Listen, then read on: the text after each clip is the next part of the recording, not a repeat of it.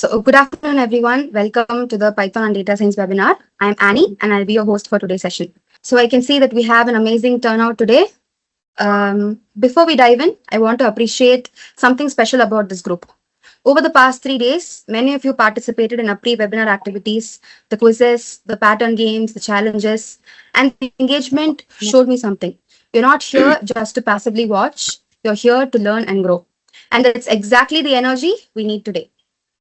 So I will give a brief introduction about Edurva, about who's bringing you the session today. Edurva is not your typical online learning platform. We are on a mission to bridge the gap between what colleges teach and what the industry actually needs. So what makes Edurva different? The virtual labs. You don't just watch Python code. You write and run it yourself in our cloud-based labs. No installation needed. Just open your browser and start coding. AI-powered assessments. Our AI doesn't just check if your answer is right or wrong, it understands your learning gaps and gives you personalized feedback to improve. AI proctoring. When you take certifications with us, our AI ensures credibility. Your certificates actually mean something to employers.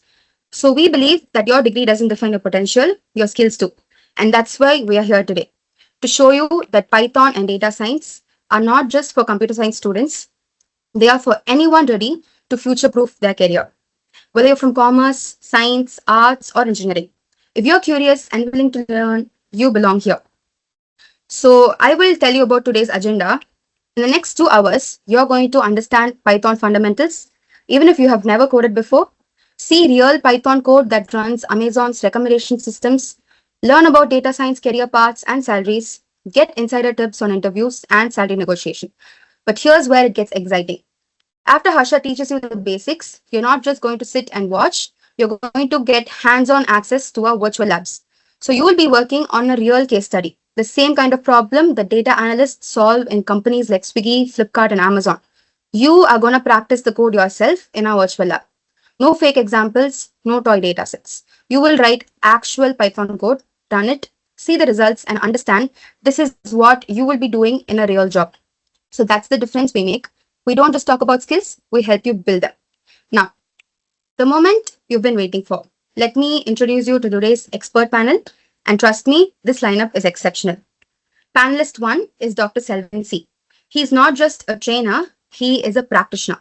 So he has a double PhD in Lean Six Sigma and data science for healthcare, former principal data scientist at IBM with 4 patents, 27 plus years of Fortune 500 experience, and he currently heads business excellence at AMD and is the founder of Dunamis Global Services. Dr. Selvin has trained over 2 lakh professionals and helped them transition into high paying roles. If there's anyone who understands how to make you career ready, it is him. And our next panelist, Dr. Narayanan Srinivasan. He brings 35 plus years of wisdom to this room.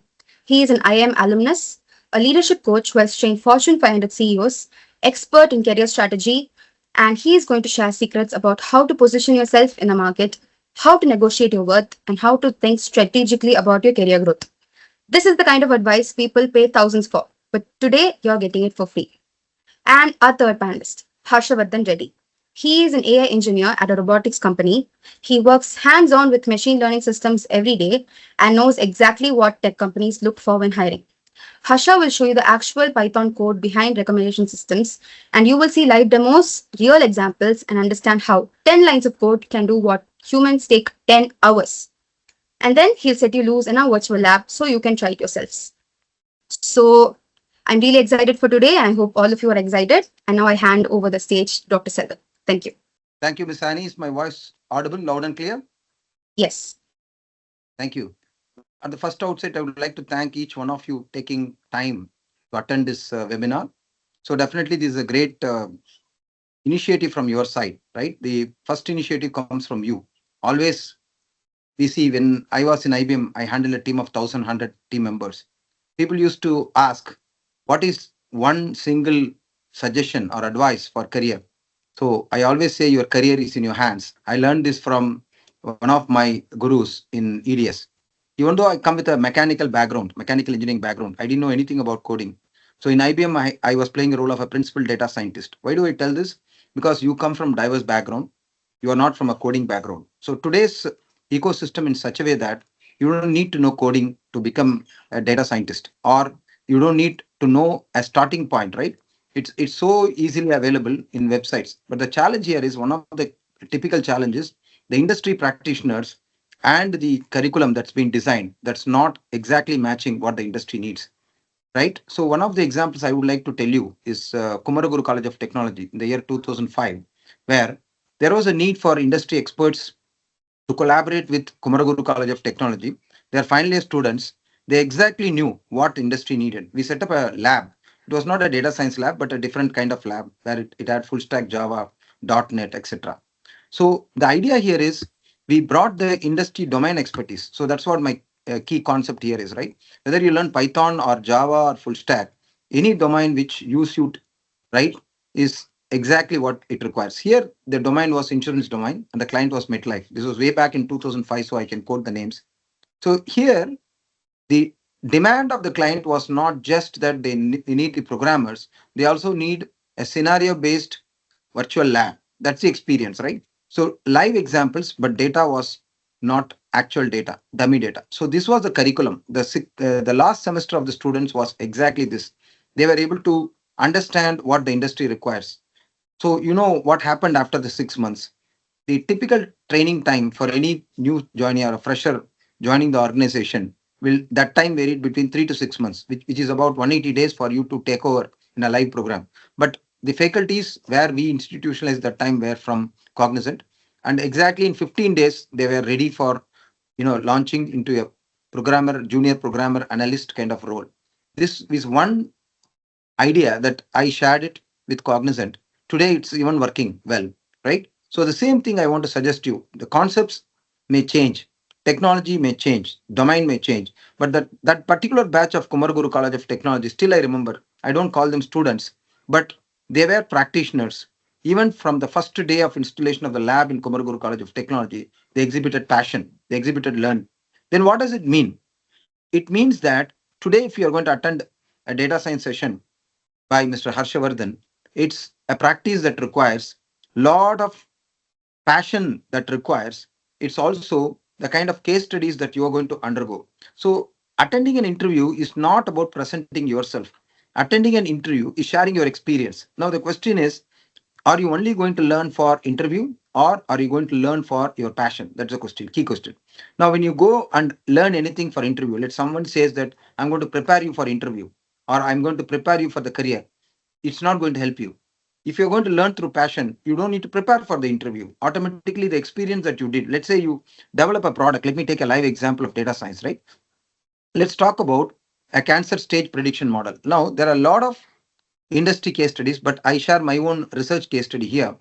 I worked with IBM. That time we were using Watson NLP program. So let's say I don't want to mention the name of the hospital, but this is the case study.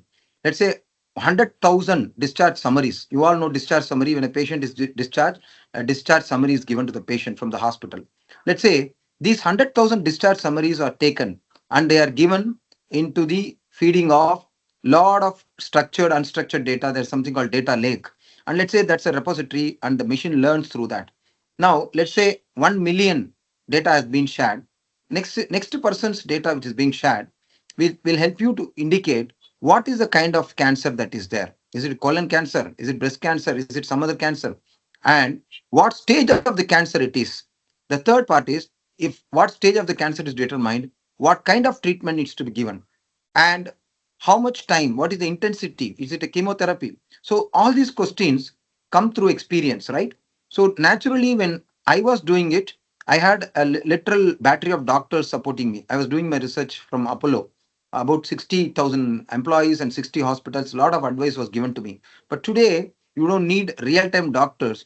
You have a lot of insights in the medical industry where you can look at all of these aspects and work on it. So that's just a example of how you can take advantage of the domain knowledge. Let me give you another example, right? Let's say you have a credit card company and you are joining as a data scientist. Let's say you are strong in Python, data engineering, etc. The objective here is, let's say you want to determine whether a particular person, when he applies, is he eligible for a credit card or not. First is credit worthiness. Second part is, if the credit card person is eligible, on what criteria will you say? There are about 15-20 criteria. CIBIL score is of course one. There are other lending patterns, which talks about how much of amount I can fix as a limit. Should I fix 1 lakh? Should I fix 1.5 lakhs? So this is what we developed in Cognizant in the year 2006 using Crystal Wallace technique. That's one of the statistical method. So if you look at the life cycle, so we start with availability of data, quality of data. Imagine we all have water. We have water for our kitchen use. We have water for bathing.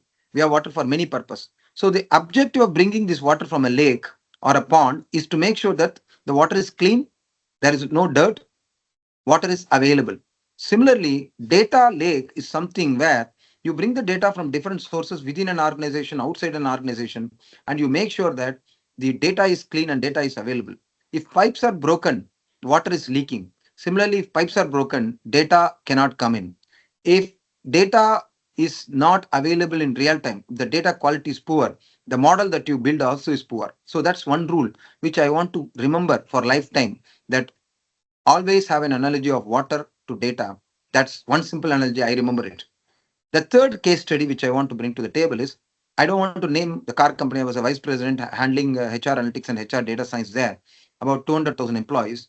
So this particular car company here, what happened is we want to look at our competitive analysis. Why this particular car is not getting sold? What are the challenges? What do our customers say? So we have different techniques. We have web wrappers where you can wrap the data and download it. We have our own input from service centers where customer complaints are taken. We have call centers where call is data.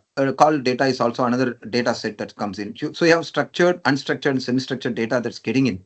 So what happens is we analyze this data, we understand this data, and we give recommendation. So you have a data lake where you have build a data pipeline to bring everything from the data pipeline. You talk about ingestion, then you look at data quality and data availability. You have validation mechanisms.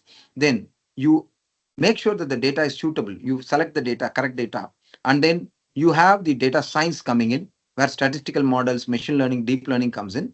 After that, once that is done, then you have data visualization. I'm not going to take much time. Our expert is there, Mr. Harshavardhan, but I'm just sharing some perspective to you how in real time life these things help. So what happens to the story of understanding the car? I'll give you specific examples. One of the problems that why people are not wanting to buy this, because availability of spare parts one challenge.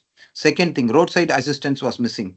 Third thing, the tire, specific tire that is there, taking the tire and putting the puncture, it's very difficult.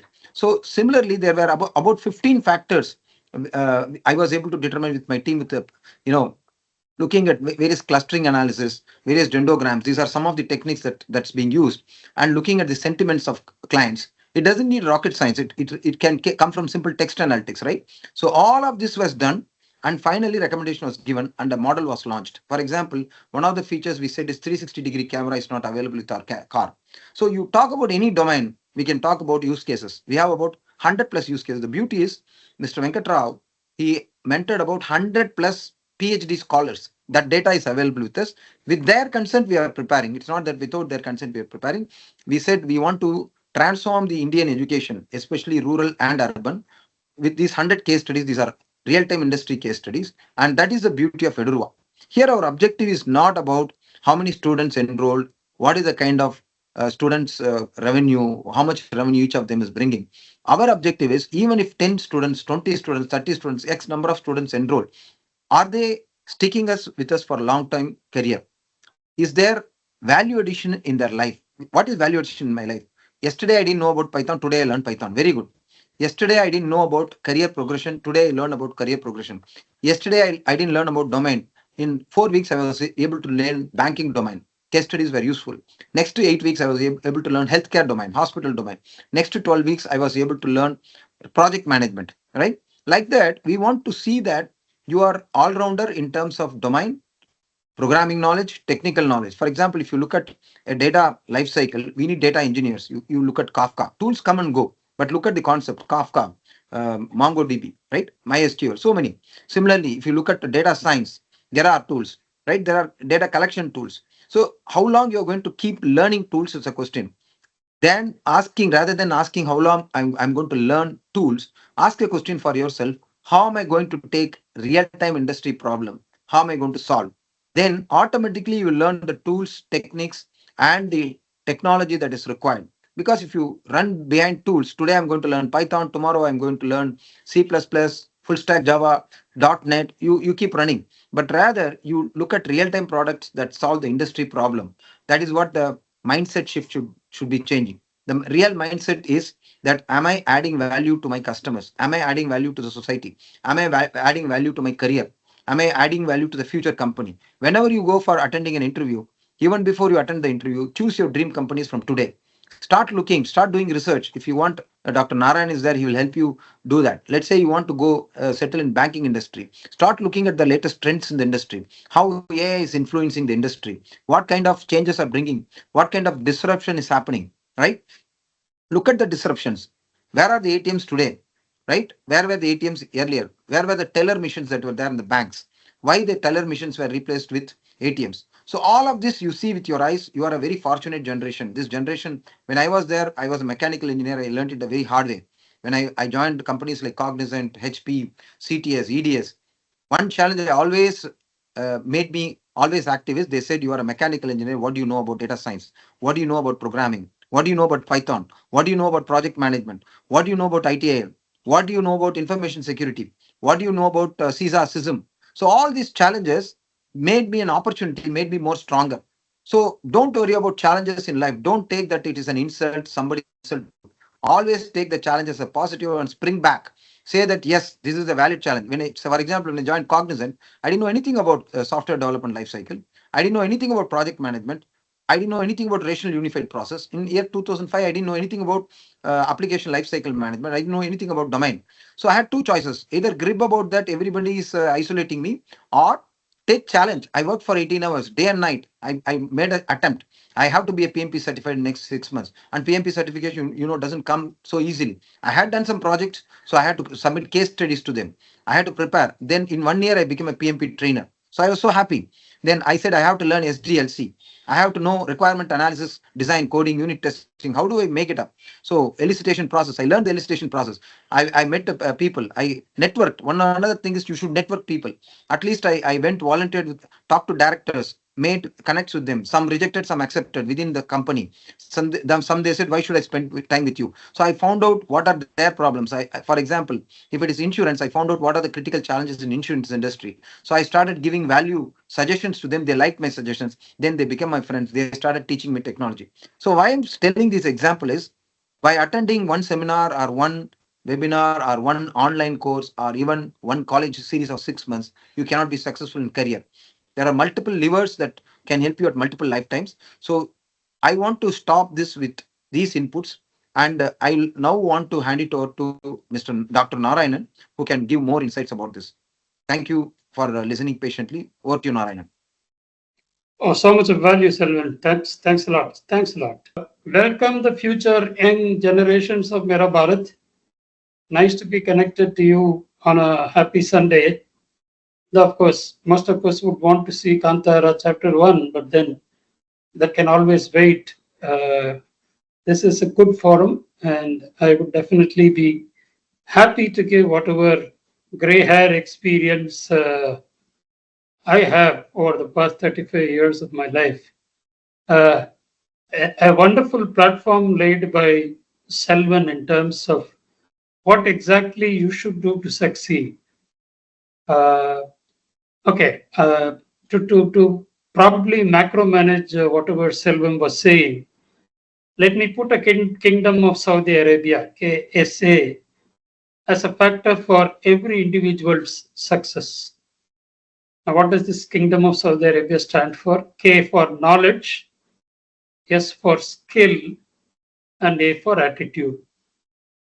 So, what is the primary success component mix that somebody has to have to be? I mean, I'm not just confining myself to the word career, but then generally in life, if somebody has to have success coming closer to him or her, the KSA theory is something that we need to be seriously practicing it upon. Now, while for lots of centuries, the knowledge system is kind of imparted and acquired.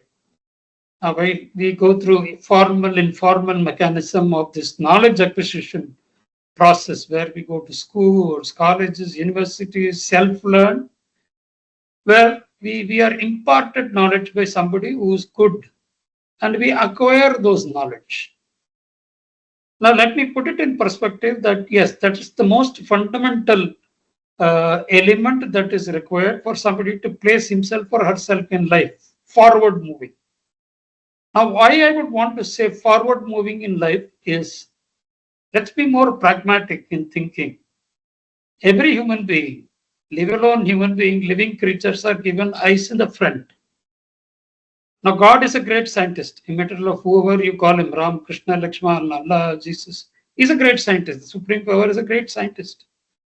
The reason simple is he is very clear. He wants to see life ahead of us. He wants to keep us looking forward.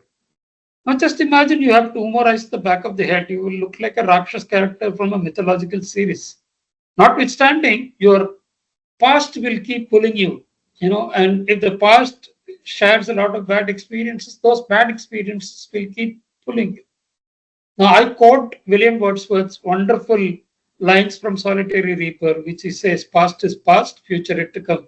Act in the living present, faith in you and God overhead." Words so imbibed to be there in every mindset of every individual, especially young people like you. It is very, very critical for you to know what your tomorrow is going to be. It might be that future is yet to come, but then you need to know what your tomorrow is going to be to start getting meaning to what you're going to live today. There was a 16-year-old gentleman who woke up on Monday morning, saw a big wall in front of his bed, went to a garage, picked up a lot of paint, came back rushing and painted this whole big wall that says, "I want to be the world's richest person when I'm 37. His mother came up with a cup of coffee to wake him up, and like any mother, when she sees unfortunate incidences, she starts shouting. And like any adolescent boy who never listens to the mother shouting, he didn't care about it. So, this gentleman, he said, as like an adolescent 16-year-old boy, he was very clear that I care what my mother says. And then that next day morning, Tuesday morning, he woke up, he saw those big letters in front of him that I want to be the world's richest person. And he started taking his life journey towards that. So he put an objective in front of him, like a carrot in front of the horse, and he started walking towards that objective. And at exactly 36 years and 142 days, he in fact became the world's richest person. I'm not sharing it out of the Story Leaf book, Ma. It is a life history of our own Bill Gates, because of whom me, you, and all of us see each other today. Without an operating system, this box doesn't work. Now, so what I'm trying to put in front of you is be very, very clear about where you want to travel. Because if you do not have a destination in mind, the journey you take today might not have meaning. You would have energized yourself. You would have contributed yourself. You would have kind of keep on. But then, are we going the right direction? It's very, very important. Now, today, this is becoming more critical because the industry is become very competitive. When I say the industry has become competitive, the job market, the career market has equivalently become very competitive. The population keeps increasing, so much so the employment and unemployment rate. I would in fact go back to quoting our Atal Bihari Vajpayee, who says, there is no word in the English dictionary called unemployment. It is unemployability. Jobs are in abundance, career are in abundance. Industries keep publicizing and coming up with various opportunities for freshers, for experienced people. But then, the industry keeps lamenting that I'm not getting the right resource. So how do we address this problem? So is there a problem with the industry when it says that I'm not getting the right resources? No, I would beg to differ, because there are jobs available, my dears. The industry needs people. The industry needs talent. So why is it not being able to be supplied with those talents? So what do we have to infer on this, that the industry expects something and does not get to meet and match its expectation? So what does the industry expect? which is what I go back to the KSA theory. Thus, the industry expects the fundamental to be there with everybody called the knowledge. I have a phenomenal amount of knowledge of the game of cricket, but I meant Rohit Sharma or Sachin Tendulkar or Virat Kohli. And Virat Kohli, when he got out to two consecutive zeros in the recent T20s, I was really angry with him. I said he should not have played that stroke or whatever. I was able to pass on all the knowledgeable factors that I had in cricket. But I'm not a Virat Kohli myself, because there is another important factor of transforming this knowledge into practical usage. And that ability to do that, transforming the knowledge to practical usage, is called the skill.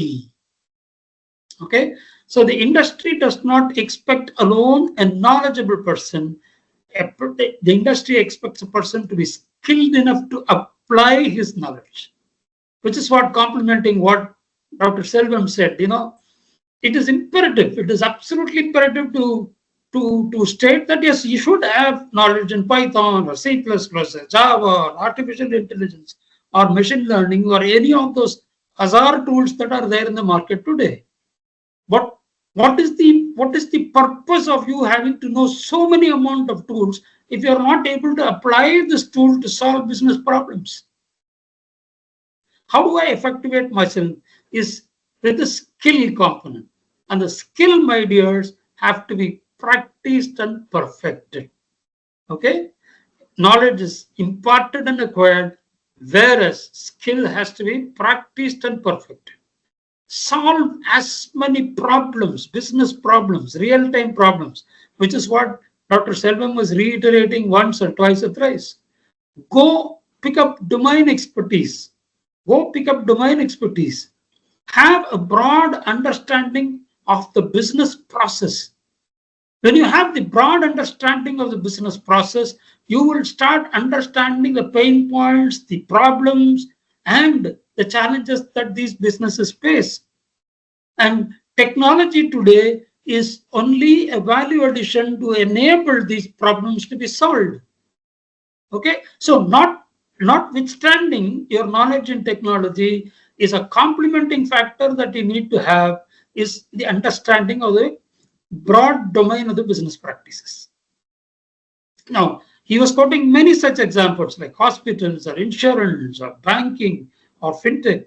Every industrial manufacturing, every industry has pain points. Every industry has problematic situations. Every industry has challenges. Because as competition keeps going up and up and up, newer challenges, newer problems, newer situations keep coming up. And for people who have to be successful in their career, it is a complementing factor of knowing technology and knowing where and how I can apply this technology to solve effective business problems. Now, how do I master that art? Mastering that art comes through practice and perfection. I quote you one more example, which I had in life about 20 years ago. I had a client picked up from the Chennai airport as early as 5 o'clock in the morning and dropped him at the Taj Coromandel Hotel here in Chennai. And it was the India-Australia series that was happening here in India. And I dropped him into the basement. My car went into the basement parking. I dropped him into the lobby, then came back to pick up my car. I was hearing a thud sound. The thud sound as early as 6 o'clock in the morning was quite interesting to me. So I was wanting to find out what was happening in the basement. I saw this 6'4" gentleman, running and pitching something and hitting something. So I went close by to observe. And I saw this gentleman called Glenn McGrath, whom I regard as one of the greatest fast bowlers of all time. He had a bucket full of tennis balls soaked in water. And he was bouncing the tennis ball on the floor and hitting it on the wall. Bouncing the tennis ball on the floor, hitting it on the wall. I was curious about what was this all about. So I went nearby and took a permission from his bodyguards and security and asked him, "What, sir, are you doing?" He said, "I am trying to practice a length which will make it difficult for the batsman to play." So the idea is very simple. He pitches the wet tennis ball, which creates an impression on the floor, and impression on the wall. And he is trying to maintain all those balls, about hundreds of them, pitching it in the same spot in the floor and hitting the same spot in the wall. A person at that time had 500 successful wickets behind him, who had achieved a prime status of his career and regarded as one of the most lethal fast bowlers of all time. Still, he was practicing it and perfecting it. He had the knowledge of fast bowling, which is why he was able to be successful taking 500 wickets. But that doesn't stop him. And what motivated that person, which we are going to dwell for some time now, is the third important factor called the A factor, which is called the attitude. Okay? He had the attitude in him to go and become more successful in life, to be more perfect in life. Now, what drives every human being of us is attitude. While that word sounds very techno, I would probably decipher this word into, if you have pen and paper with you, you can mark it. ATTI has an expansion, my dears. A stands for Almighty. T stands for towards. T stands for test. I stands for individual. ATTI, Almighty's test towards an individual. Now, what is your Almighty going to test you for? It comes the TUDE. What is TUD? T stands for tolerance. T stands for tolerance. I will dwell each one of this in detail, but let me give you the perspective expansion of ATTITUDE. U stands for unity of thoughts. U stands for unity of thoughts. D stands for determination and drive. D stands for determination and drive. And E stands for emotional balance. What essentially would contribute to being you a successful leader is this TUDE factor. Tolerance, yes. You can name it with various other adjectives like patience or perseverance or passion, but then tolerance is important. Life is always challenging. Life is always challenging. And I would want to give you a sincere gray hair advice of mine, being 60 years old, is, my dear young people, replace this word in your mindset called problem with another word called challenge. If you look at life as problem, it will remain as problem for the rest of your life. But if you perceive it as challenge, if you perceive it as a challenge, it wakes up your positive energy. Because every human being, when we say we are confident, confidence is nothing but fear of failure. Confidence is nothing but fear of failure. The moment we say failure, none of us have the cherishing feeling of, yes, I would love to be failing in life. Right? I'm seeing Prithvi and Akshita. Do you ever have met anybody in life, be it your friend, anybody in life who would come and say, Annie, I'm just going to give you a cup of good ice cream, red velvet, because I got 19 out of 100 in mathematics. Come, let us celebrate our failure. No human being would want to fail in life. All right? So the moment you start fearing failure, your energy is transformed to being positive. And when your energy is transformed to being positive, you start accepting problems as challenges and not as problems. Now, that is the first criteria for developing a good personality. And that is the criteria that the industry expects in you today. A guy who can take initiative, a guy who can tolerantly withstand the challenges. 998 times, not one or two, my dears, 998 times, and this was the journalist who made a sarcastic remark to Thomas Alva Edison, who said, 998 times you failed in life. Edison was calm, composed. He said, my dear young man, I did not fail 998 times. I discovered how not to invent an electric bulb 998 times. And the 999th time, he invented it, and because of which we all see each other during the night hours. That is the quantum of tolerance somebody has to have. For being a good leader, the first important character that we will have to build in ourselves is being tolerant. Persevere until, Vivekananda says, stop not until the goal is reached. That is the character that makes you stand apart, because we are fighting with thousands, millions of people in the job market. How do I stand apart? You're 5'6", but then you need to be 7 feet tall. Show your character. Physically be 5'6", but character-wise be 7 feet tall, so that you're standing tall. Okay. The next important aspect is unity of thoughts. See, our everyday activity that we do in life, today participating in such a session, despite being a Sunday, is, where did this come from internally, from your thoughts, that I'm going to get some value for attending today's session, and that thought triggered your action of attending. So every action that we do are triggered by our thoughts. And if your thoughts are positive, the actions are positive. If your thoughts are negative, the actions are negative. Let me put a small a funny incident. This man lives in the 14th story of a building. There is a knock at his door, and he opens the door. He sees a person who says, Sharma, your daughter ran away with somebody. Sharma is an authentic Brahmin, 60-year-old like me, could not withstand the fact that his daughter ran away with somebody, goes to the balcony of his building and jumps to death. Now, there is a theory that says the body takes quite some time to have a third land when it travels from the 14th floor. So as the body reaches the 10th floor, Sharma realizes that he does not have a daughter. Law of gravity says whatever falls down, falls down. So Sharma body travels from 10th floor to the 7th floor. Sharma realizes he is not married.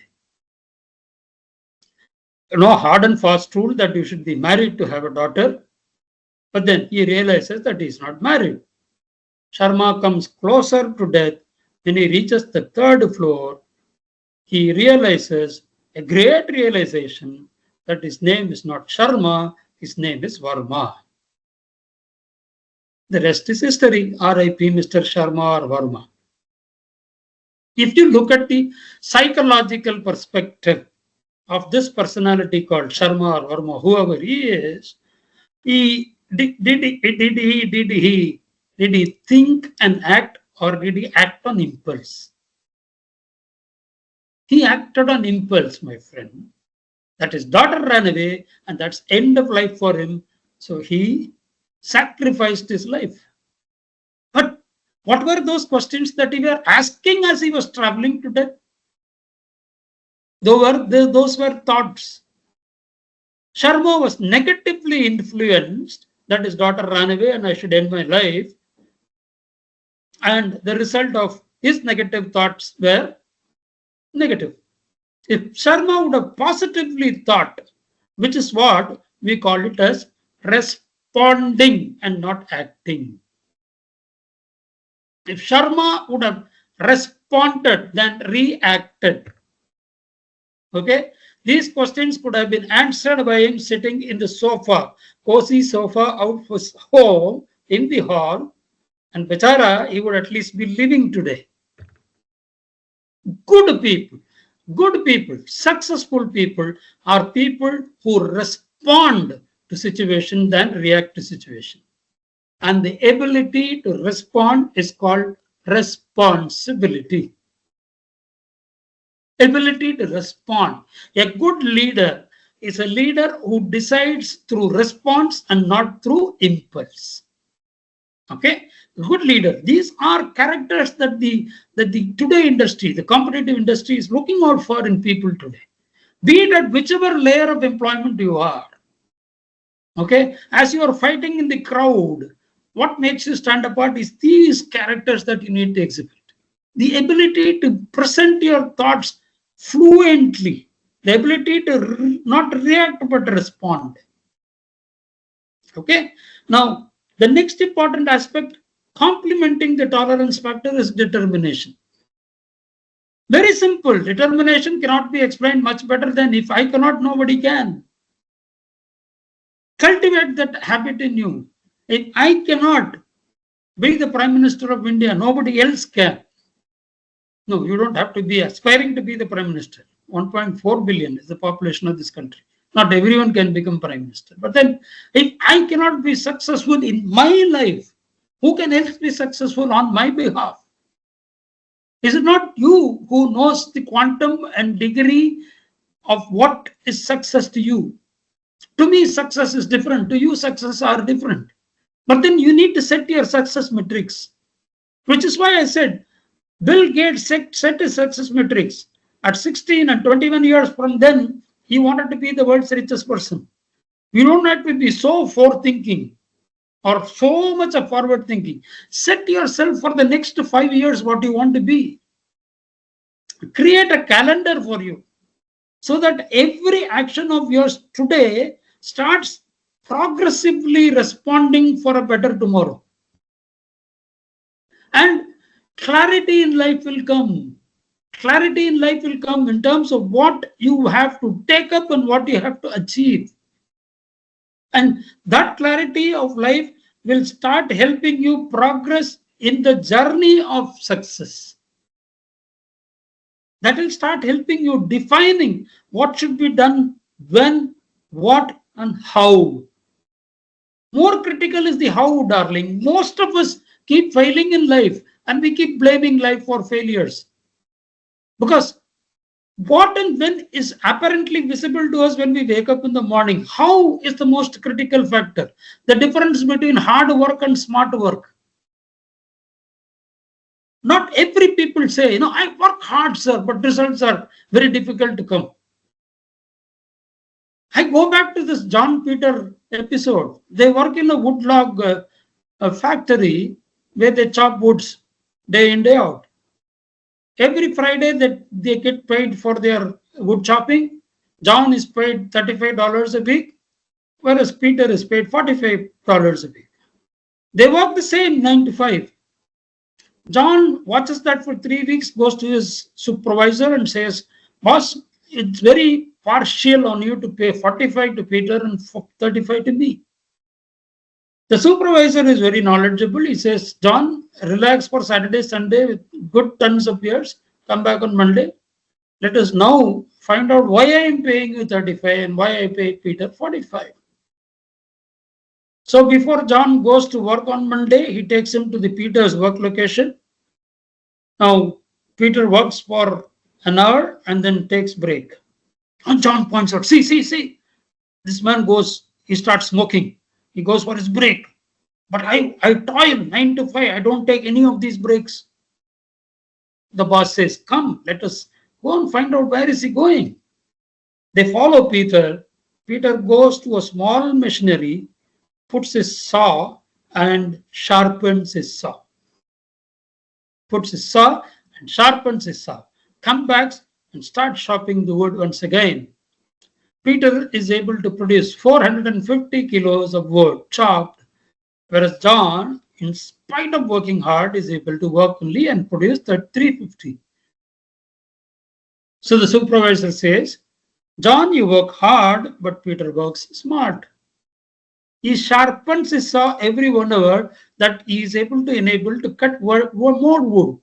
Then, because 1 hour of continuous chopping, the blades of the wood go blunt, which is what John was doing, cutting with the blunt wood, which is what Peter did. He started sharpening the saw, the blunts of the wood.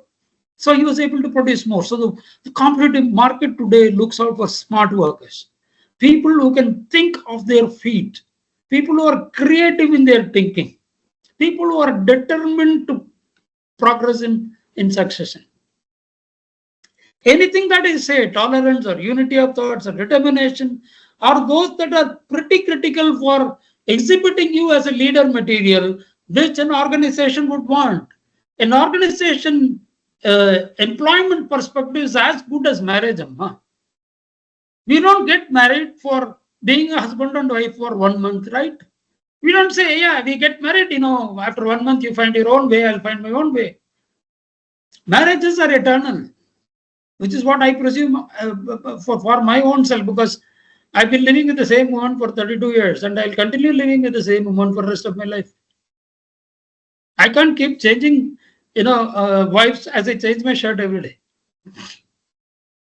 Which is what an employment or an employer or an organization will also look out for. And I tell you from the HR perspective, which I've been manning for 35 years of my career before I retired, is I hate interviews. Because that's the most monotonous job that a HR executive does. Please tell me something about yourself. Please tell me something about your experience. How can you add value to my company? And I keep doing it for 500,000 billion people. Because interviews are, I can make it more creative, but interviews are set patterns. I'll come into that a bit later about how to succeed in interview. But then when I look at a candidate, I see him as a potential wife of mine, which means he will survive and work with me for as long as my organization survives in the market. And he will contribute to my success. He will bring in leadership qualities. He will bring in the ability to tolerate and work. He will bring in the ability of having unity of thoughts. He will bring in the ability of being determined to success and emotionally balanced by the end of the day. Because the thin line of succeeding and failing is losing emotional balance. If, for example, at the 338th time, if Edison was emotionally imbalanced, me and you would not see each other in the night after 6 p.m., my dears. Am I right or wrong? You would have stopped inventing, and the electric bulb would have been the history of past. So he had the emotional balance in him, which was prompting him to be determined. No point in time did he lose his emotion to failure. No point in time were his thoughts disturbed to being negative. So eventually, the first important character that we will have to develop is a good fundamental knowledge, ability to transform this knowledge with good amount of skill, which we practice and perfect. On any technology you wanted to specialize in, the material of whatever. See, as Selvam was also complimenting, survival of the fittest today. Python version 1.0, 2.0, 4.0, 5.0 will keep coming in. Apple iPhone 16, 17, 18, 230 will come. Because they have to sustain in the market. So they will keep versionizing. Now, if you like to go into a phase of life where you will only keep learning, when will you start succeeding in life? So you need to have a head start somewhere. The head start is if not today, immediately. Head start with two very important objectives in life. Create a 5-year career plan. Where do you want to be? What do you want to be? Do not get anybody influence your thought. You are the best judge of your own strengths. You are the best judge of your own personality. Create a 5-year career map saying, I want to be a project manager 5 years from now. And take a stock of what you are today. Understand what the industry wants, which is why complimenting Dr. Selvam, do research. Learning never stops. So keep abreast with the latest trends that are happening, not only from the technology perspective, but from the business perspective. Because when I keep questioning you in my interview, I am not going to question your mastery of the language or the tool. I am going to question you on how you are going to apply the technology to solve my business problem, which is where the skill component comes into the play. Which is why from the industry, I am a halfway through person. Okay, if you have to look at my career map, the last 8 years of my career I spent with the learning industry. I was the head of career development in SRM University before I took my retirement. I was doing career development as much as teaching management subject also because of my IIM Calcutta background. I'm kind of representative of both the cult, the academia cult as well as the industry cult. The industry cult says I'm not getting skilled resources. The academia cult says I'm producing knowledgeable resources. So the knowledgeable resources have to supersede with your skilling. Once you're skilled in applying the technology, there is this person called Pareto who created a 80-20 law. 80% of the time, we use 20% of a feature of a product. That applies to every one of you. I can quote a very in thing kind of an example, your mobile phone. It has got so many features, my dears, got so many apps that you can download. But how many of those features that your mobile phone provides you're using on a day-to-day basis? 20%, am I right? 20% of the feature is what you use. So which essentially means there are 80% of unused features that are there in the mobile. So what is so important? You might have so much of knowledge bank with you, but if you're not able to transform the knowledge to meaningful solutions to solve for business, which where 20% is what is important. Now Python is so much of set of commands. If I were to question you on your competency and all of that, I would spend 1-2 days of interviewing one candidate. So I would not test your competency on Python in and out of it. I would only do yardstick measurement of how are you using a technology to solve a business problem. So what is more important is the knowledge that you acquire from your academia background or any of your learning styles, complement it with solving business problems. Understand the domain that you are going to kind of specialize in. Do in-depth analysis of pain points, the problems, the challenges those domains face, and create a value system for that. Create a technology architecture for that. Now that is what the industry expects out of every single individual today. Now, if you are able to answer this in 20 minutes, your interview is over in 20 minutes, my dears. Exhibit that competence. And that comes from the most fundamental. And as I said, K and S are practiced, K and S are given to you. But then attitude, there is no postgraduate diploma in attitude management, unfortunately, in this world, my dears. Because attitude is self. We kind of life coach go ahead and tell you how to develop good attitude. But unfortunately, I can't place myself in the minds of yours. Right? God can't even read your mind. Which is why God cannot reinvent yesterday. What gaya to gaya, whatever has gone is gone. Once you tear the daily sheet of your calendar, can you put it back in the same shape? Right? Whatever is gone is gone. So don't bother about what happened yesterday to you. If you keep a very clear tomorrow in front of you so that your today becomes meaningful, and that is developing positive attitude. And that is what the industry demands today. Okay, this is phase one. Now let us dwell into how do I represent myself. Sir, yes, Dr. Narayan, I have all that in me. How do I now sell myself in the market? Coming to the very critical question everybody will have. Yes, sir, enough of sermonizing. Now tell me, how do I sell myself? Two very important components that you use to sell yourself in the market. Advertise your availability, complement your availability. How do you advertise your availability and how do you complement your availability? For the next 20 minutes, let's look into it. I would keep it much more shorter than 20 minutes because I'm going to reserve all this for a Q&A session later. How do recruitment happen? How do recruitment happen?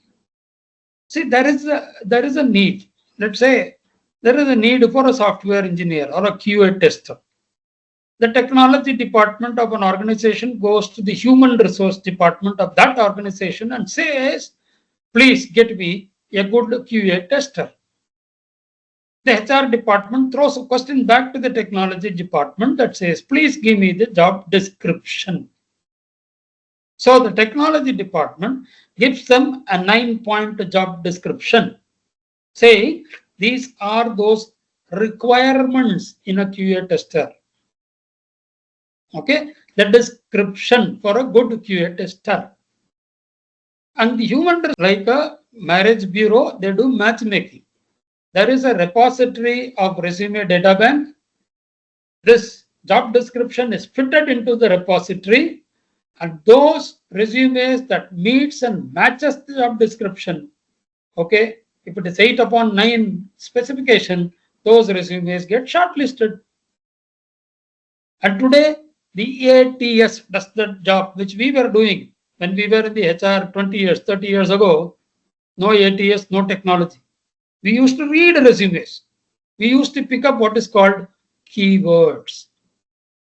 Okay, we used to pick up 10 keywords from the job description, match it with the resume, and if I'm able to get 9/10 keywords matched in your resume gets shortlisted. What is a resume?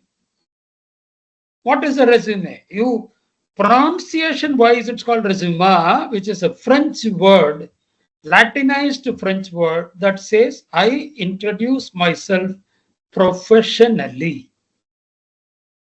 Right? Resume is expanded, or the meaning of resume is I introduce myself professionally. Because, my dears, resume becomes the first connecting point between you as a prospective employee and they as a prospective employer. Okay, they have on their side the job description as the connecting document, and you have on your side the resume as your connecting document. And if these two documents are matched with each other, it is like the horoscope matching of the bride and the bridegroom, and the marriage of employment happens. So what you will have to do from your side is to create a powerful resume. And once you have that, that is almost 50% of you securing the job. Because a good, powerful resume secures 50% of the job for you. So what are those components that goes into the resume? There are, I keep career counseling almost to last year alone, I career counseled about 5,320 students of mine globally through my LinkedIn references, right from fresh engineering graduates to CEOs, to chief technology officers, a judge from West Bengal who wanted to create a resume. Okay, variety of plethora of profile of people from various industries who all had one critical aspect of their career planning mechanism called good resume building. I very clandestinely tell you that there are no hard, fast thumb rules of resumes. There is no biblical version of this is a good resume or this is a bad resume. Okay, if somebody were to tell you, in fact, one of this judge that I was talking about from Calcutta, he said, Narayanji, I had spent about 18,000 rupee on an AI resume tool which generated my resume. I said, why don't you mail that to me? And I called him up once again. I said, Mr. Chiriyato Banerjee, you had sent me a short story. Where is your resume? That was a 12.5-page resume. It was as small as a short story and as large as a resume. I said, I was shocked and taken aback. It was meaningful, no doubt about it. But just imagine if I were to read the 12.5-page document of a 5,000 resume repository, and if I were to spend 10-15 minutes per resume, and if all the resumes are 12-13 pages long, I would do 6 months of my energy just reading resumes. I'll be thrown out of my employment. If I were to go back to my HR boss and say, sir, 6 months I've been continuously reading resumes because each are 12-13 pages long. So as I said, the meaning of the resume, introduce yourself. So which essentially means the first criteria, thumb rule, success factor for a resume is supposed to highlight and not elaborate. A curriculum we take and elaborate, but not a resume. So the first important character is keep your resume highlighted. Don't elaborate. So what should go into the componentization of these resumes? A good resume starts off with what is called a professional summary. I'm going to, my dear children, I'm going to explain on this for the next week session also. So don't bother. So want of time, I'm cutting it short. But yes, we can always keep it open for the Q&A session. I'll be available there. So it starts off with a good professional summary, then goes to explaining your educational qualification. Educational qualification are normally done in the reverse chronological form, because you put your last qualification in the first and put your earliest qualification, which essentially is the last senior school that you attended. Somebody calls it PUC, somebody calls it 10+2. Whichever last schooling that you attended is what is necessary, not your third standard, fifth standard histories.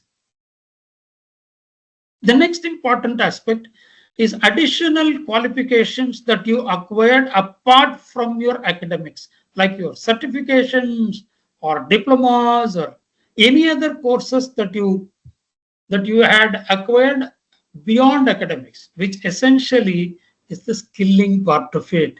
Now you're able to correlate the skilling. Academics gives you knowledge. Additional qualification gives you skilling. So any other certification program that you feel worthwhile that can match with your personality, have it mentioned. Then describe your personal and professional competencies. Okay? Personal and professional competencies, which essentially means personal and professional strengths. Then, if you are a fresh graduate, if you do not have work experience to complement, explain your project experience. Every institution today, material of the degree of specialization that you undertake, puts you through project learning at the end of your academic.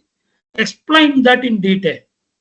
Give the title of the project, the objective of the project, your role in the project, the description of what you did in the project, and then the outcome of the project.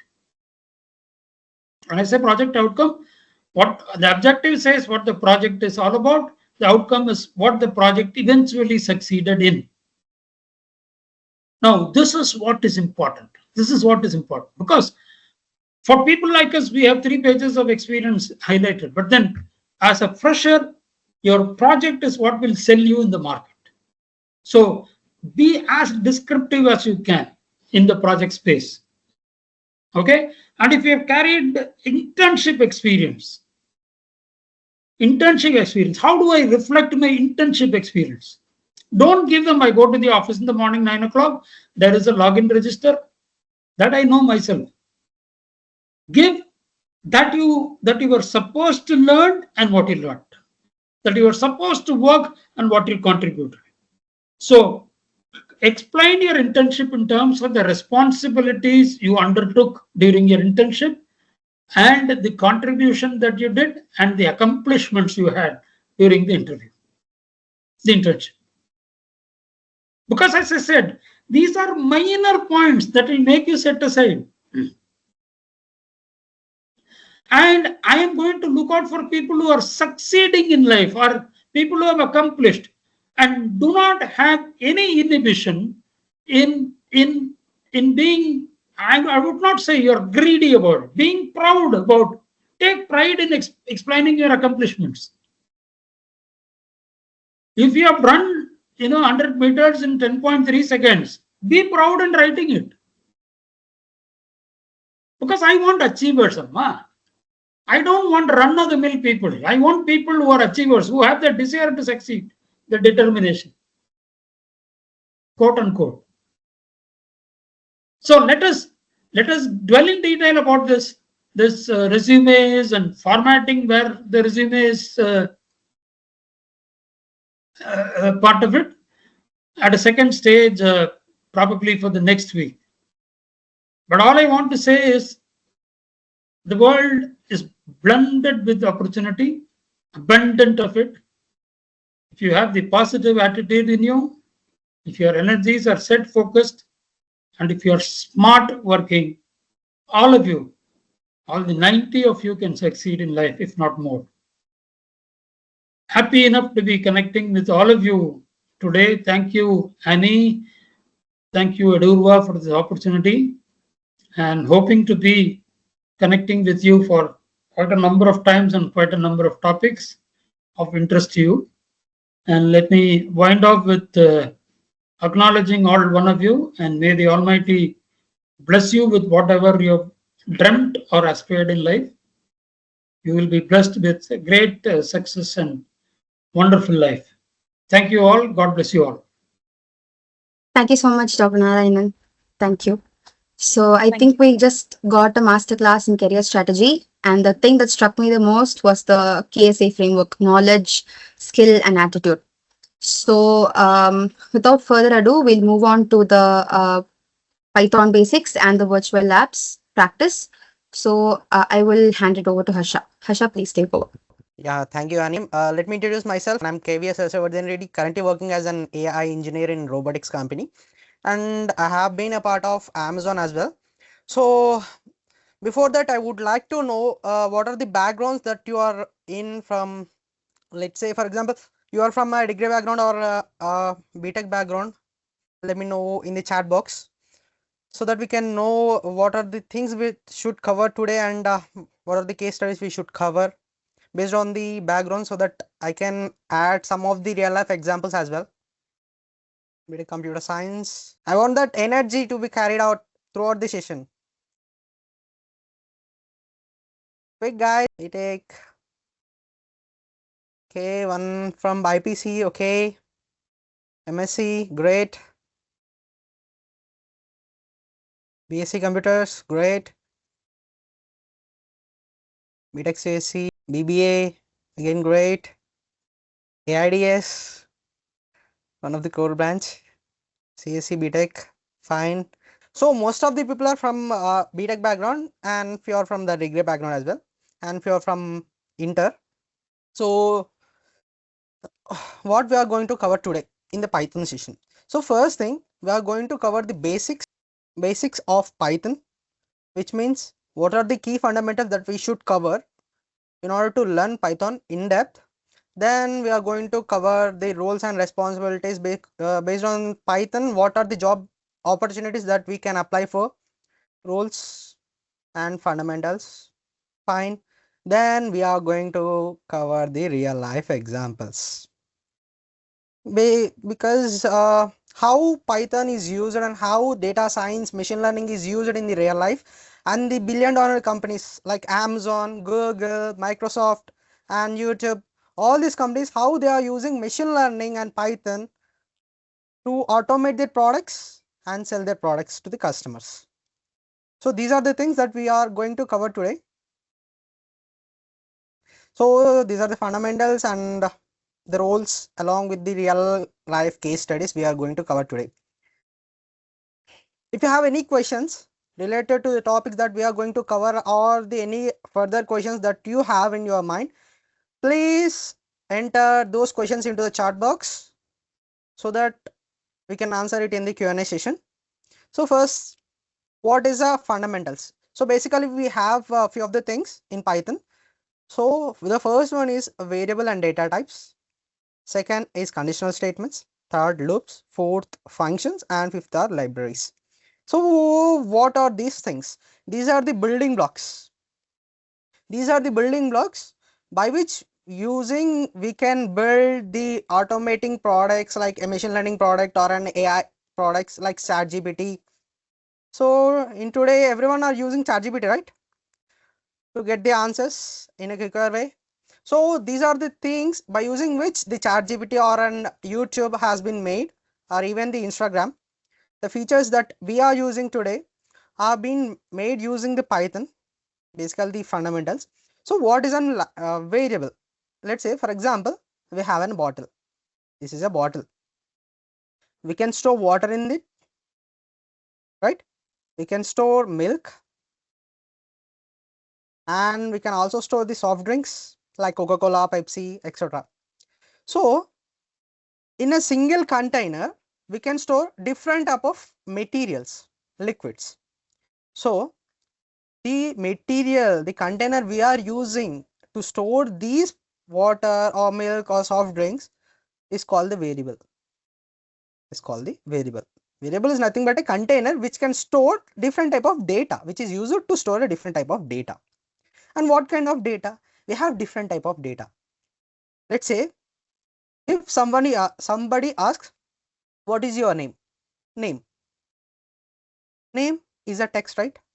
My name is KVS is a text. And if somebody asks you a mobile number, let's say for example 1 2 3 4 5, these are the numerical characters, right? Numerical values. So we have different type of data, text data, numerical data, and we have decimal values, point values. Let's say if you want to find the salary of a particular person, the salary will be created in the points like 12,549.5 rupees. So whatever the things that we are getting after the point is called an decimal point values or the decimal values. So these are the different data we are using in our daily life, right? Are you getting my points? If not, enter the things in the chat box so that I can change the examples as well.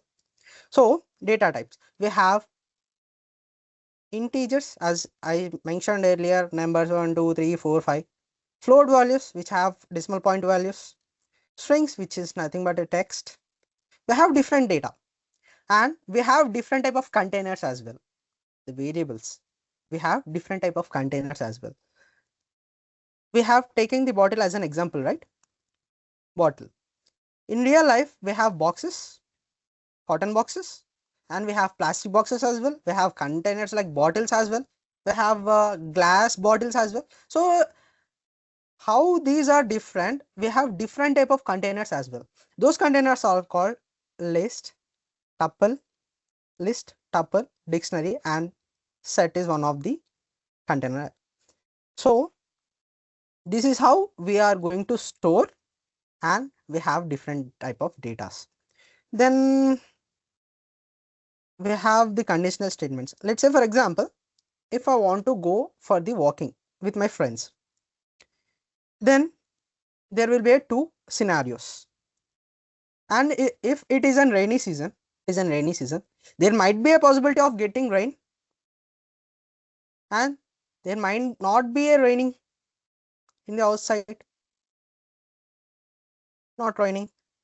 If I want to go for a walking with my friends, what I want to do, I want to go for a walk with my friends.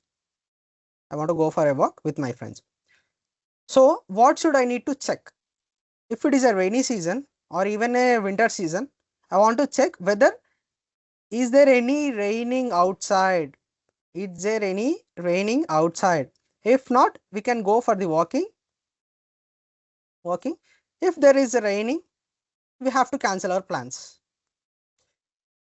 So these are the things, these are the conditions we are checking, right? For doing a such kind of thing. Let's say a simple thing, walking. If I want to go for a walking with my friends, I have to check whether there is any rain, there is no rain. If there is any rain, I have to cancel the plan, and even my friends have to cancel the plan. If there is no rain, we can directly go for the walking, we can enjoy there. So these are the conditions, right? So similarly, in Python, we have different type of scenarios. If we want to solve a problem based on the condition, we have different type of conditional statements. So one of the conditional statement is if there is any rain. If there is no rain, we have to check any elif, and if we have any other alternative plan, that comes under else.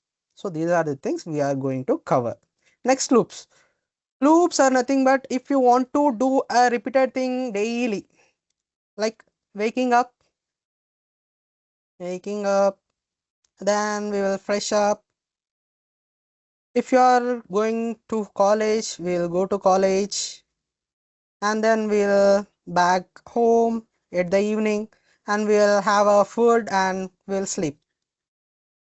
So these are the common things that we will do in our daily life, right?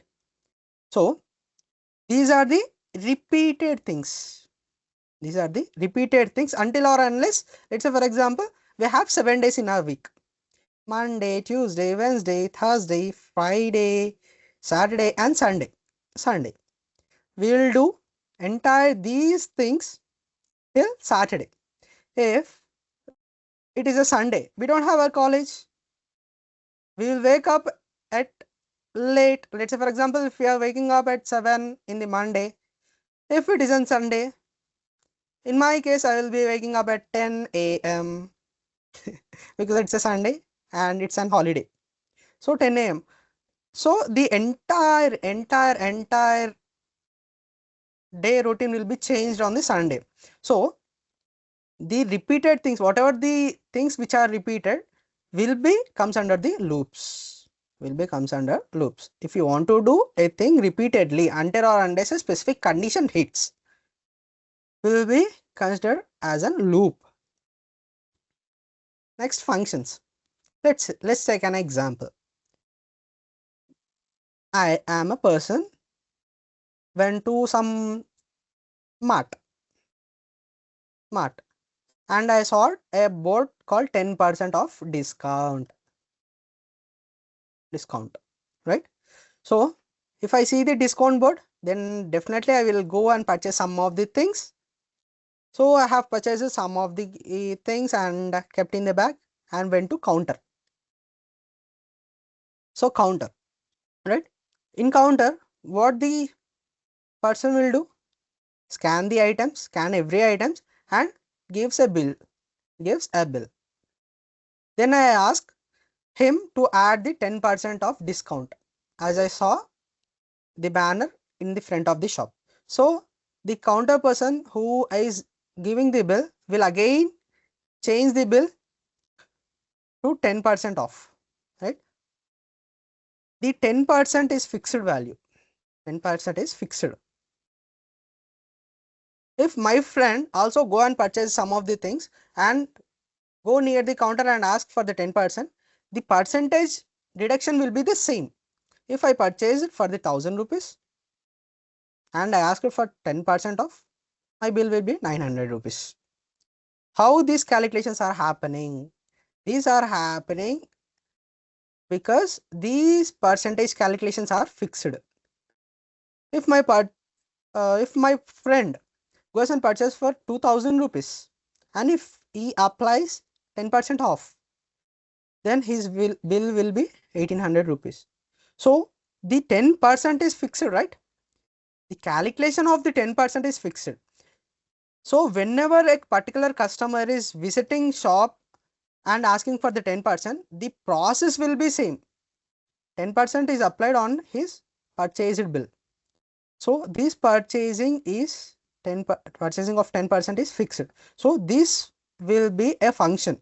So whenever someone purchases something and go near the counter and ask for bill and applies the 10%, then the calculation will be the same.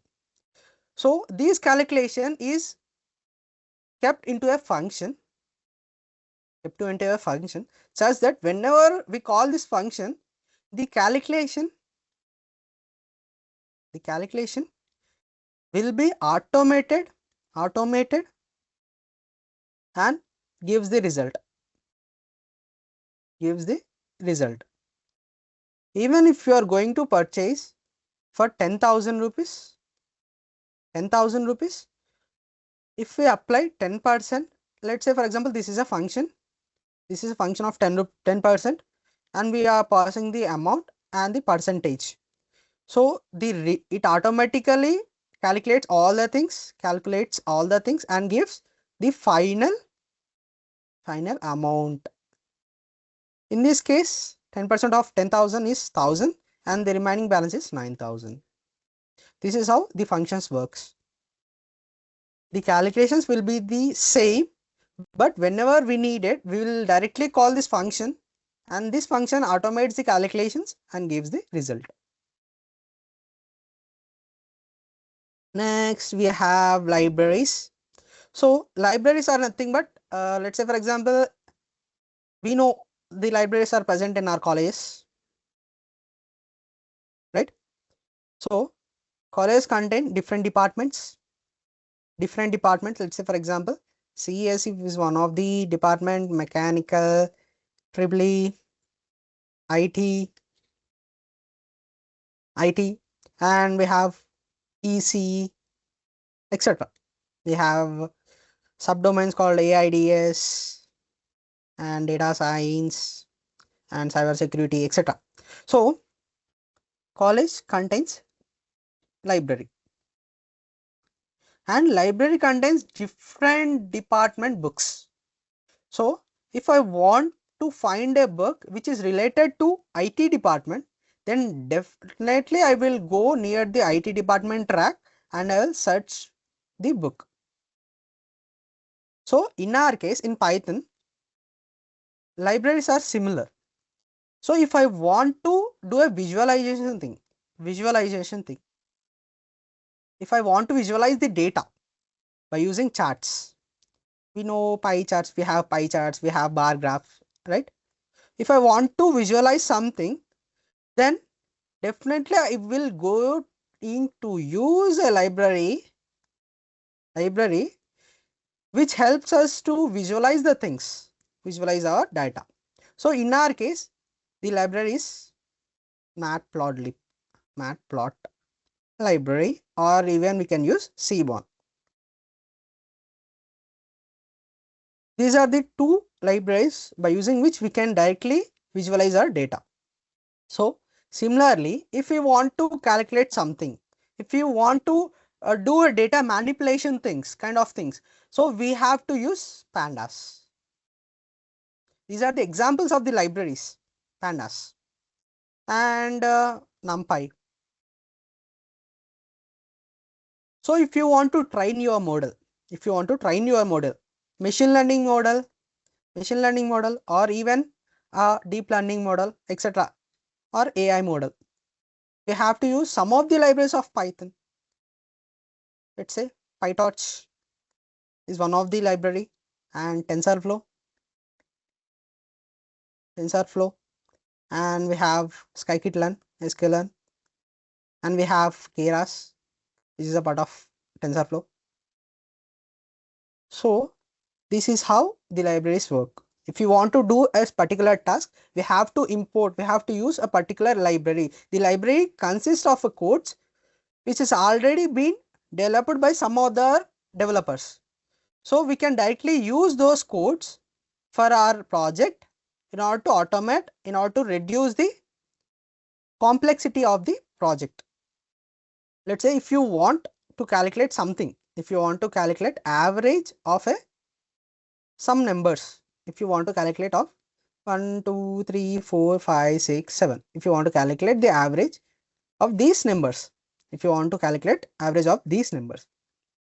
so what will you do? Without using Python, we have to add 1 to 1 plus 2 plus 3 plus 4 plus 5 plus 6 plus 7 by number of elements 7. So we'll get some number. This is then called average, right? But by using Python, we can directly store these elements. We can directly store these elements into a container. Let's say in our case, it's a list. This is a type of container. So if we pause, let's say for example, the name of the list is li. Let us assume li is the list, and list contains these numbers. And if we want to calculate the average, we can directly use a library called math, and we can use this particular library and we can find the mean of a particular list. So by using Python, we are reducing the codes, number of lines of code, and we are decreasing the complexity of the code. So by manual way, we have to add with these two numbers, these two numbers, these two numbers, these two numbers, these two numbers, these two numbers. If we have 10,000 values, what will you do? Are you going to use Python, or will you add manually every element and by summing off by 1000? So this is how Python is used to reduce complexity, and we can automate the things.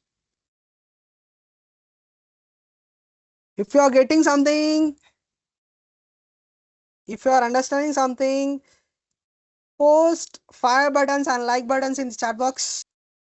So most of you people have doubts regarding what are the roles and responsibilities, what are the job opportunities that we will get if you learn Python, right?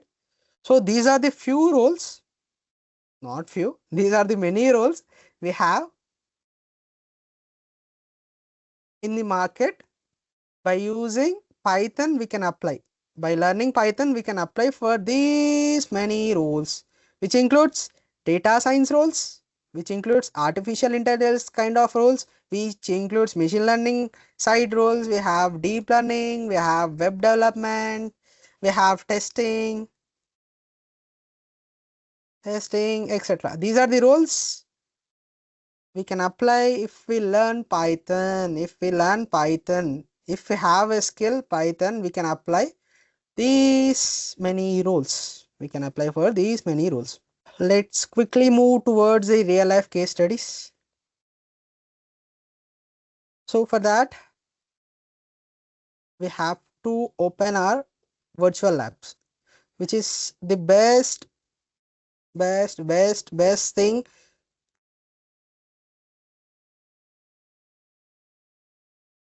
So I would like Annie, can you please share the link so that Yes, they yes. can practice? Yeah, just a minute. And there's another question in the chat box. Can you just see that? Yeah. I will okay. Do we need to learn OOPS in Python? Yeah, we are going to cover the object-oriented programming, because everything in real life will be treated in Python as an object. So we'll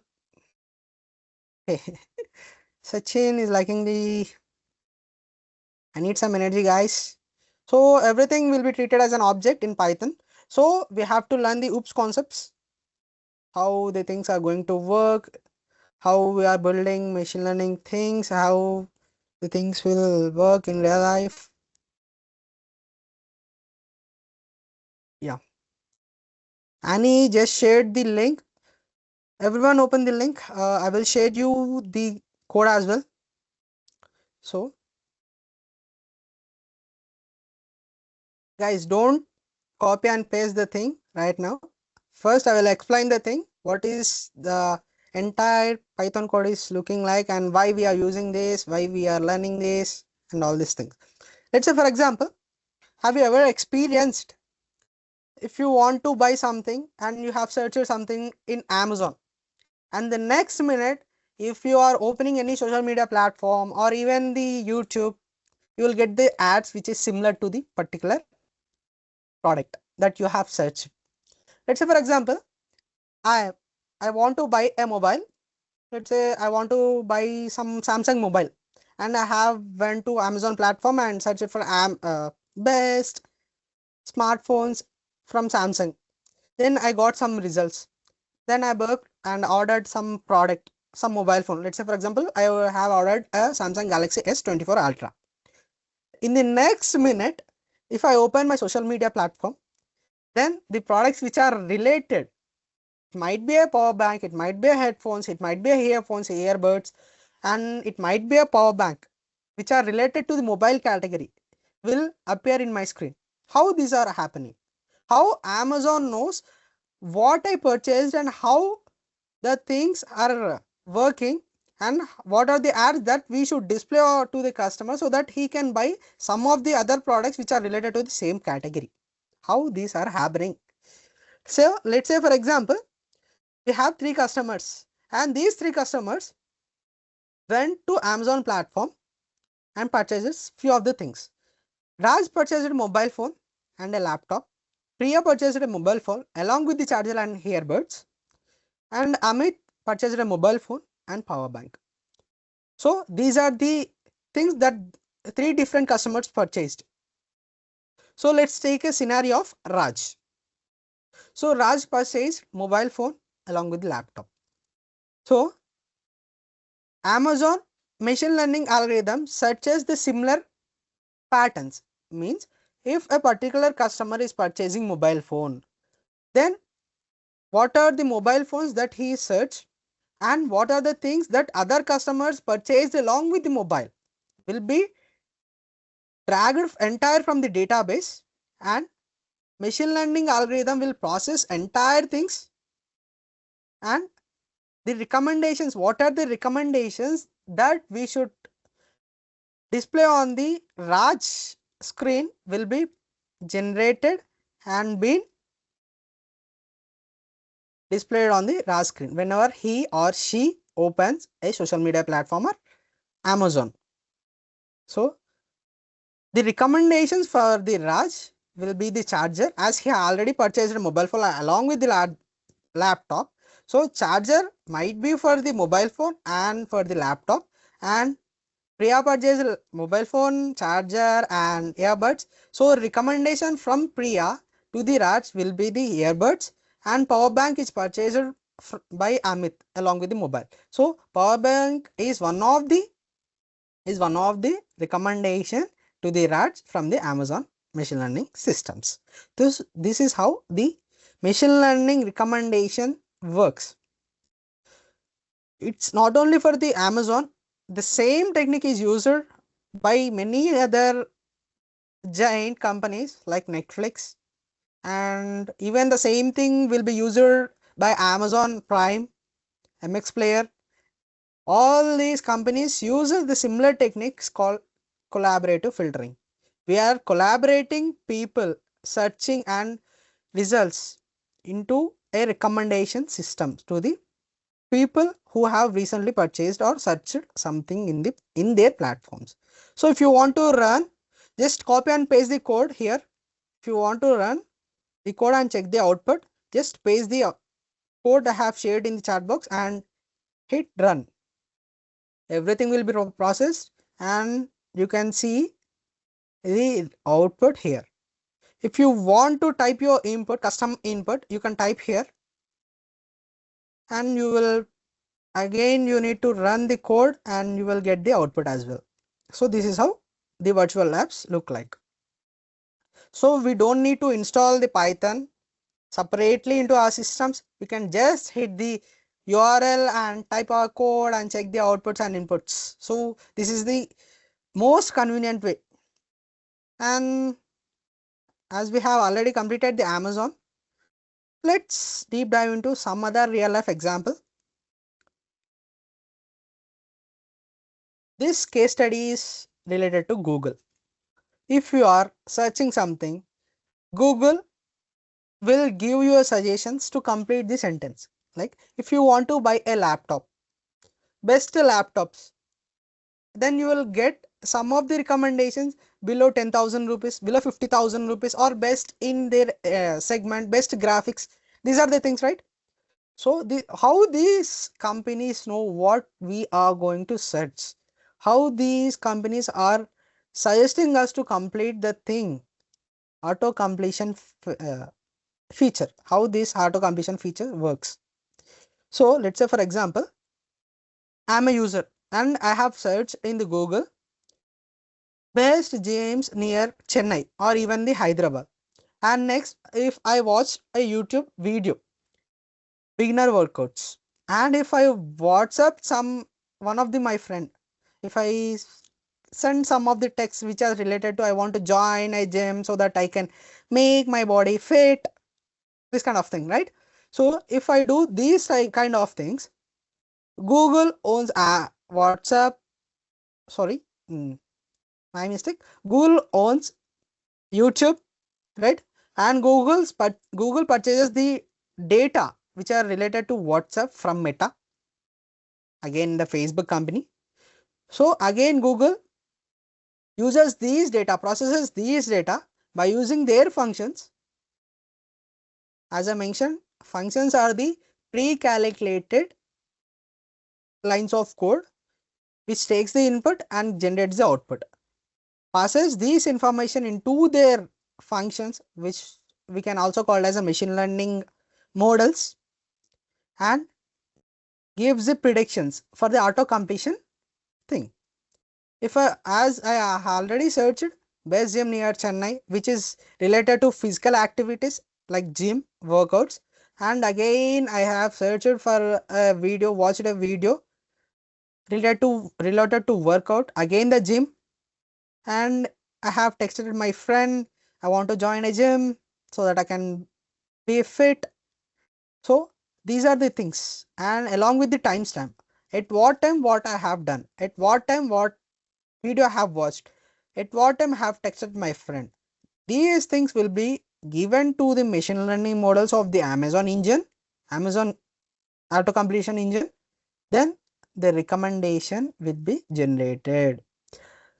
The high intensity in fitness. The user is able and willing to join a gym as he is interested in fitness, and shows the related ads and auto completion things which are related to gym even when we click on the search box. So this is how the things works. Are you able to understand everything what I have shared till now?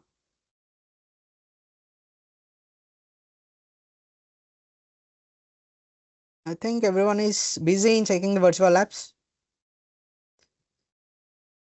Guys, I need energy. I need energy. We have 4 minutes left. We have 4 minutes left. So quickly we can complete one more example, one more real life case study. Yeah. The same thing we have discussed this for the ads and auto completion.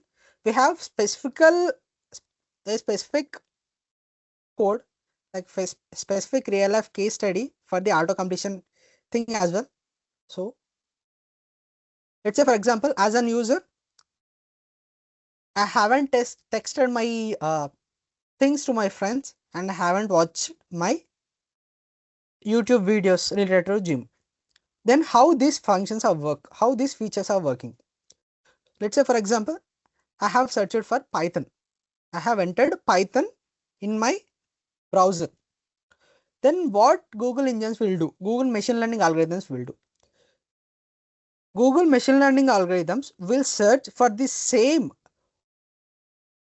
search with the 8.5 billion, 8.3 billion searches per. As we all know, we will do many of the searches which are related to YouTube or in our what are the things we want to learn. Let's say for example, if I want to learn music, best music notes, I will go and search in Google. Similarly, many billions of people are using Google, right? So if someone is searching for Python, maybe some many other people also search for Python, similarly starts with Python, and they will search for other Python tutorials. Some people want to learn Python and some want to download the Python and some want to know the information about the Python snake, which also contains the name Python, right? And some want to know the podcast related to Python. Some want to get some projects which are related to Python. So these are the searches. Not only this, there might be a chance of billions of searches. So if I search Python, machine learning model of Amazon will take this Python as an entry point input. Then searches finds all the related searches by other people and gives the suggestions to us. Let's say for example, if I want to search for Python, I'm going to search for Python to download into my system. But how Google is getting my points? Let's say for example, if I want to search for Python, let's say Python. See, these are the searches. These are the searches I'm getting.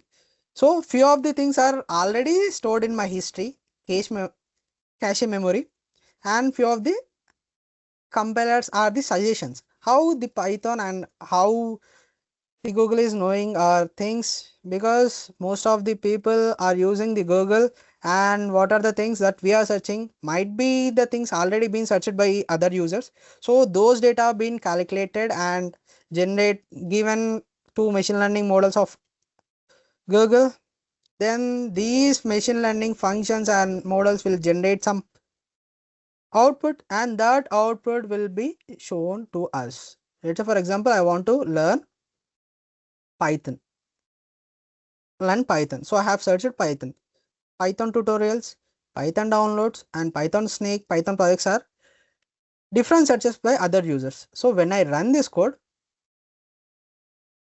these are the suggestions that I will get because I have searched for Python. I have entered Python as an input. So this is how $1 billion companies works. So this is not the real case. This is just an example. Real time machine learning models are very big models, as they contains millions billions of parameters and data. So this is how Google, Amazon, Netflix, all these companies are working. Even the Facebook will give the specified ads. If you are searching something on Google, how the Facebook knows,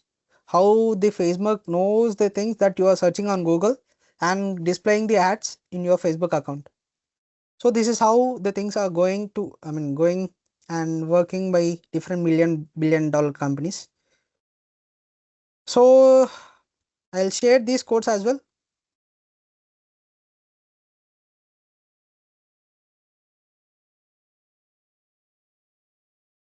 If you are understanding the Python codes, just hit a like in the chat box. I want some energy, guys. Harsha, if needed, you can take some more time also. If someone has doubts and explain the Python Yeah, codes, you can take some extra time to help them with the virtual lab coding. yeah, fine. If anyone has any doubts, please enter your doubts in the chat box so that I can know what are the doubts that you have and I can explain the things. Coding, okay. So what are the doubts you have in coding? Like, do we need to code everything from scratch, or I think everyone has understood the basics, the fundamentals of Python, and I'll share you the job roles. If you learn Python, what are the job roles you are eligible for? I will share those resources. Thank you. Thank you, Sachin. Can you tell me what are your approach to learn new language technology? Yeah. So I haven't mentioned my background, right? So basically, I'm an electrical and electronics engineer. So then I have got an interest into the data. Then I have started learning the data science. Basically, I've been interested in Java. It's starting, but after few days, I got to know if you learn Java, you will not get into the data science stream. Then I have started learning Python from the resources, and few of my friends already know Python, so they taught me. Clear the error.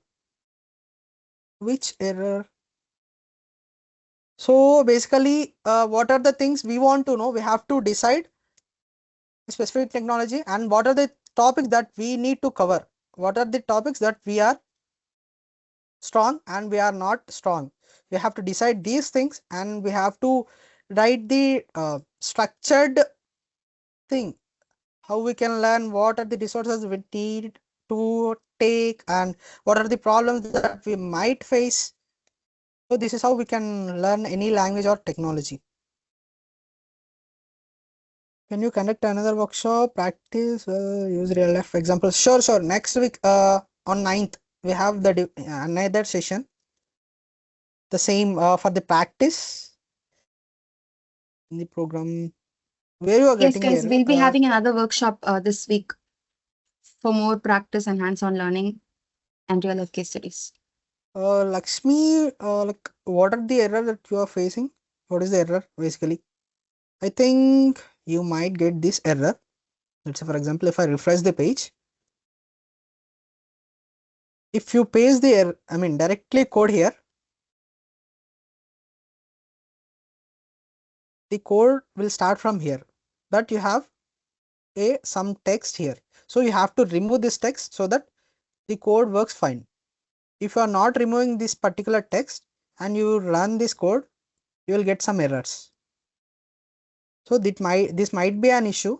So just remove this particular thing, or even you can press enter so that the code will come to the next line and you can hit the run button so that you can get the output. This might be the issue. Yeah. Any other questions? How was the session today?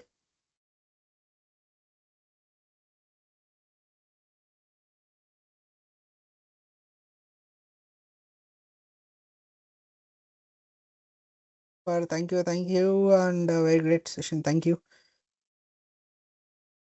Um, like meanwhile, let me share the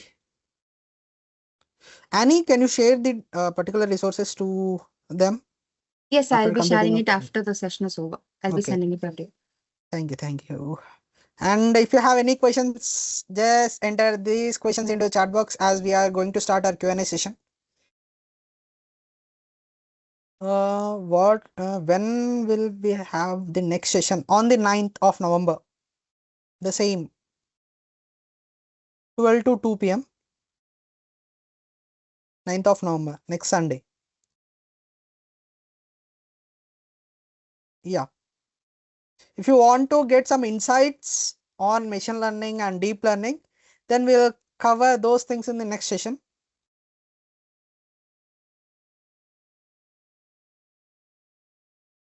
So as I'm been working in the robotics company, so I have like what are the things we should learn in order to operate the robots, in order to build the robots. So these are the few things that I know, so that I can share in the next session.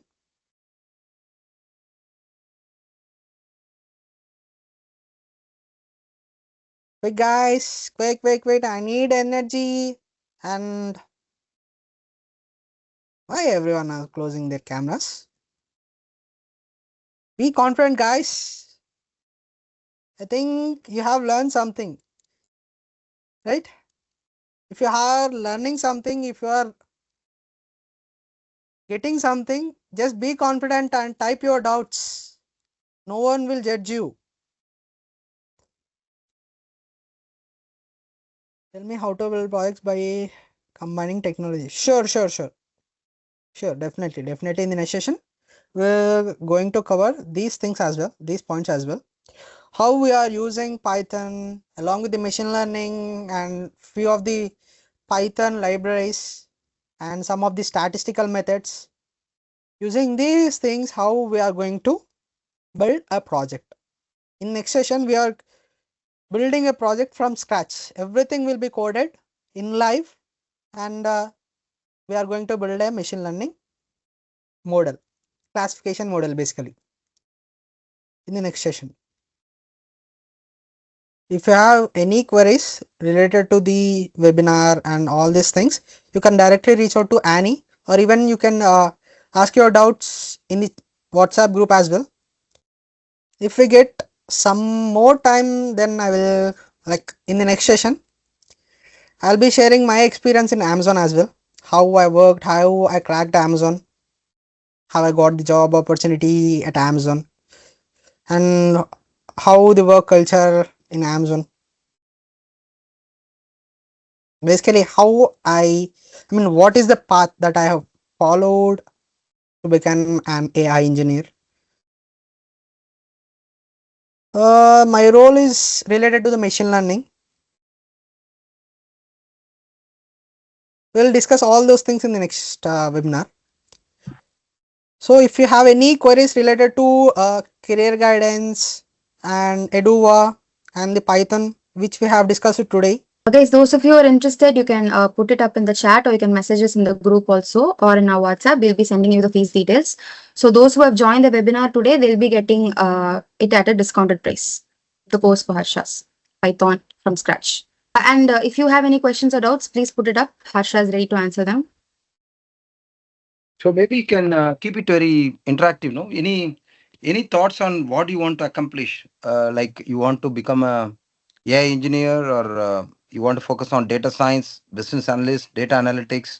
What is your career aspiration generally? Based on that, I think we can customize the answers, right? Anybody can interact. See, I see data scientist. Very good. Great. Anybody else? Ramyashri, I see data scientist. Others? Amazon. Okay. AI engineer. I really want to be a data scientist. Okay. Data analyst. Wow. That's good. crazy, crazy, crazy. Guys, also one more interesting information. So this virtual lab access will be given to you for free until the next bonus session. So as Harsha said, we will be sharing the codes with you. You can detailedly practice it one by one. You can store up the doubts that you have and ask it in the next session also. So these codes can be practiced in our virtual labs for free until the next session. Please make use of it. But how many of you are really wanting to develop products? Are you interested in, one to 1 week, 1 month session, or do you really want to becoming a data scientist, a real data scientist? I'll tell you, there are 5 layers in this, right? Junior data scientist, senior data scientist, advisory data scientist, and principal data scientist. This is the structure of IBM. And finally, we had distinguished engineers. That's the final stage. So the journey is not one day, right, team? The journey is a series of interventions. So that's why I told when beginning session is the Selvan year. So it's all about developing a product or a use case.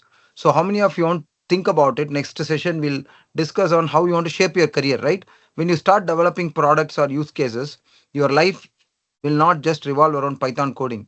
Everything that you need to become an AI engineer will prepare you for an interview, whether it's Amazon, IBM, Cognizant. It will prepare you well. You'll be a well grounded person than looking yourself as a student. Just I leave those thoughts behind it, and then you can take it up later. So thank you so much, Harsha. It was such a interactive session, and even I learned a lot. It was very interesting. So I hope everybody is excited and looking forward for the second session, which we'll be conducting next week.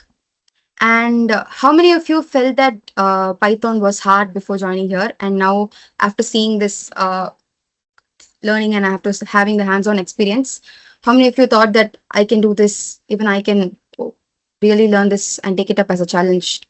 That's great. Yeah, actually, so nothing is difficult if we put our mind to it. So I hope all of us who've joined today have understood that.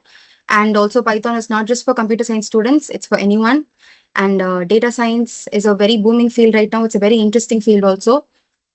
And real companies are desperately looking for these skills right now. So I'm really thankful for everybody who joined today. We truly appreciate your time. And you are ahead from so many people because you've decided to spend these 2 hours today to learn something and progress your career. So that commitment will be appreciated and it will definitely be rewarded. So thank you for joining, everyone. And we will see you in the next class. Thank you, Harsha. Thank you, everyone. Thank you, Annie. Thank you, everyone, for the joining.